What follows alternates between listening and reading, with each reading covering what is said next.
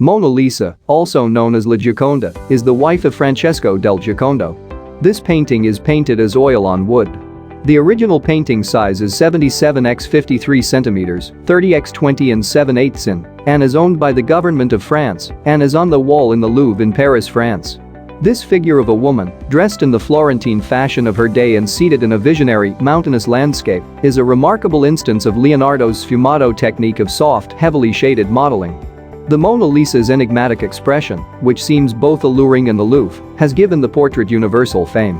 The Mona Lisa's famous smile represents the sitter in the same way that the juniper branches represent Ginevra Benci and the ermine represents Cecilia Gallerani in their portraits, in Washington and Krakow respectively. It is a visual representation of the idea of happiness suggested by the word Gioconda in Italian. Leonardo made this notion of happiness the central motif of the portrait. It is this notion that makes the work such an ideal. The nature of the landscape also plays a role. The middle distance, on the same level as the sitter's chest, is in warm colors. Men live in this space. There are a winding road and a bridge. This space represents the transition between the space of the sitter and the far distance, where the landscape becomes a wild and uninhabited space of rocks and water which stretches to the horizon, which Leonardo has cleverly drawn at the level of the sitter's eyes. The painting was among the first portraits to depict the sitter before an imaginary landscape, and Leonardo was one of the first painters to use aerial perspective. The enigmatic woman is portrayed seated in what appears to be an open loggia with dark pillar bases on either side. Behind her, a vast landscape recedes to icy mountains. Winding paths and a distant bridge give only the slightest indications of human presence. The sensuous curves of the woman's hair and clothing, created through sfumato, are echoed in the undulating imaginary valleys and rivers behind her. The blurred outlines, graceful figures, dramatic contrasts of light and dark, and overall feeling of calm are characteristics of Da Vinci's style. Due to the expressive synthesis that Da Vinci achieved between sitter and landscape, it is arguable whether Mona Lisa should be considered as a traditional portrait, for it represents an ideal rather than a real woman. The sense of overall harmony achieved in the painting, especially apparent in the sitter's feigned smile, reflects the idea of a link connecting humanity and nature. In the Renaissance, which brought together all human activities, art meant science, art meant truth to life. Leonardo da Vinci was a great figure because he embodied the epic endeavor of Italian art to conquer universal values. He who combined within himself the fluctuating sensitivity of the artist and the deep wisdom of the scientist, he, the poet and the master. In his Mona Lisa, the individual, a sort of miraculous creation of nature, represents at the same time the species. The portrait goes beyond its social limitations and acquires a universal meaning. Although Leonardo worked on this picture as a scholar and thinker, not only as a painter and poet, the scientific and philosophical aspects of his research inspired no following. But the formal aspect, the new presentation, the nobler attitude, and the increased dignity of the model had a decisive influence over Florentine portraits of the next 20 years, over the classical portrait.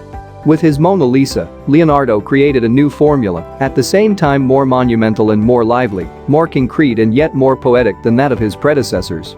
Before him, portraits had lacked mystery, artists only represented outward appearances without any soul, or, if they showed the soul, they tried to express it through gestures, symbolic objects, or inscriptions. The Mona Lisa alone is a living enigma. The soul is there, but inaccessible. 10 facts you might not know about the masterpiece.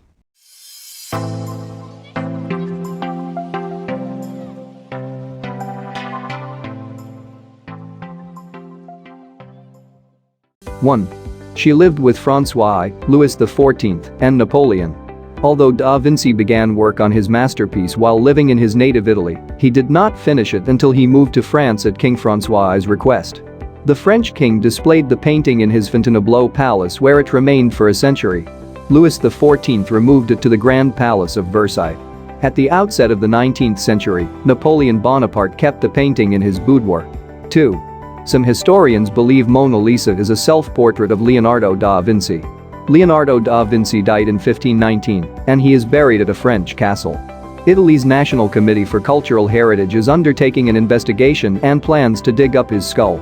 They want to rebuild Leonardo's face, using CSI-style technology. Will he resemble the mysterious Mona Lisa? 3. Mona Lisa is not her name. The painting's subject is commonly thought to be Lisa Gherardini, whose wealthy, and presumably adoring, husband Francesco del Giocondo commissioned the work in Florence, Italy around 1503. This explains the less prevalent title for the painting, La Gioconda, or La Joconde in French. The name Mona Lisa, or Mona Lisa, as the Italians prefer, roughly translates to My Lady Lisa. Leonardo da Vinci never completed the portrait though. When he died in 1519, it was one of many unfinished works left to his assistant. 4. Napoleon crushed hard on her, then her descendant. The French emperor once had Mona Lisa hanging in his bedroom in the Tuileries Palace for about 4 years, beginning in 1800. It set his fascination with the painting, inspired his affection for a pretty Italian named Teresa Guadagni, who was actually a descendant of Lisa Gherardini. 5. Her eyebrows are a matter of debate. Some claim the subject's lack of eyebrows is representative of the high-class fashion of the time. Others insist her AWOL eyebrows are proof that Mona Lisa is an unfinished masterpiece. But in 2007 ultra-detailed digital scans of the painting revealed Da Vinci had once painted on eyebrows and bolder eyelashes. Both had simply faded over time or had fallen victim to years of restoration work. 6. She's broken a lot of hearts. The portrait was first put on public display in the Louvre in 1815, inspiring admiration as a string of suitors bearing flowers, poems, and impassioned notes climbed the grand staircase of the Louvre to gaze into her limpid and burning eyes. Mona Lisa often made men do strange things, R.A. Scotty wrote in Vanished Smile. The mysterious theft of Mona Lisa. There were more than 1 million artworks in the Louvre collection. She alone received her own mail. Mona Lisa received many love letters, and for a time they were so ardent that she was placed under police protection. The painting has its own mailbox at the Louvre because of all the love letters its subject receives. 7. Men have died from loving her. In 1852, an artist named Luc Maspero supposedly threw himself from the 4th floor of a Parisian hotel, leaving a suicide note that read, "For years I have grappled desperately with her smile. I prefer to die." In 1910, one enamored fan came before her, solely to shoot himself as he looked upon her. 8. The Mona Lisa is essentially priceless. In the 1960s, the painting went on a tour where it was given an insurance valuation of $100 million, factoring in inflation. A more recent assessment estimated it's worth $2.5 billion. But the policy was never taken out because the premiums were more than the cost of the best security. 9. The painting hangs in the world's prettiest prison. Mona Lisa hangs in the center of the Louvre's Grand Gallery, where it is climate controlled to keep her in the ideal environment. Additionally, the work is encased in bulletproof glass to prevent threat and injury. 10. The Mona Lisa has been attacked. If you look closely at the subject's left elbow, you might notice the damage done by Hugo Angaza Villegas, a Bolivian who chucked a rock at the portrait in 1956. A few months before, another art attacker pitched acid at the painting, which hit the lower section. These attacks inspired the bulletproof glass, which in 2009 successfully rebuffed a ceramic mug hurled by an enraged Russian woman who'd been denied French citizenship. 11. France mourned en masse when she went missing. On August 21, 1911, the Mona Lisa was stolen from the Louvre. The New York Times retroactively compared the public display of grief to that scene in the wake of Princess Diana's death in 1997. Thousands poured into the Louvre to stare in shock at the blank wall where she once hung and leave flowers, notes, and other remembrances. 12. Pablo Picasso was a suspect in the caper. Because he'd been caught buying stolen Louvre pieces before, Pablo Picasso was brought in for questioning. But the true thief would not be caught until 1913. Louvre employee Vincenzo Perugia was a proud Italian nationalist who smuggled the painting out under his smock because he felt it belonged to his and Da Vinci's homeland, not France. After hiding it for 2 years, Perugia was busted trying to sell Mona Lisa to a Florence art dealer. However, he did briefly get his wish.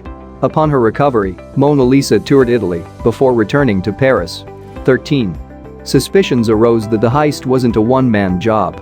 Though Perugia was the only one prosecuted for the crime, it's unlikely he acted alone. At the time of the theft, Mona Lisa was encased in a heavy wood backing and glass case that would have weighed almost 200 pounds, making it highly unlikely Perugia could have pulled it down from the wall on his own. Like, share, subscribe.